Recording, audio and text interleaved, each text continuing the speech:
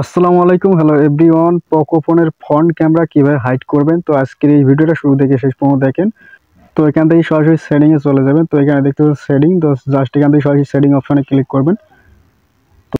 তো সেটিং অপশনে ক্লিক করার পর একটু স্ক্রল ডাউন করবেন। স্ক্রল ডাউন করার পর যে নিচে দেখতে পাচ্ছেন, নিচে রয়েছে নোটিফিকেশন স্ট্যাটাস বার, জাস্ট এখানে একবার ক্লিক করবেন। তো এখানে ক্লিক করার পর আবার স্ক্রল ডাউন করবেন। স্ক্রল ডাউন করার পর যে নিচে দেখতে পাচ্ছেন, নিচে রয়েছে দেখতে হাইড নস, জাস্ট এখানে একবার ক্লিক করতে হবে, ঠিক আছে। তো এখানে ক্লিক করার সাথে সাথে এই যে দেখেন এখানে আমার ক্যামেরা দিয়ে একটু লক্ষ্য করেন।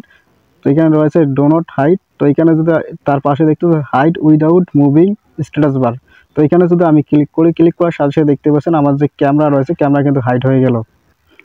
এরপর আবার যদি আপনারা যে দেখতেছেন ডু নট হাইড, এই অপশনে যদি একবার ক্লিক করেন তাহলে কিন্তু আপনার ক্যামেরাটা কিন্তু শো হবে আবার।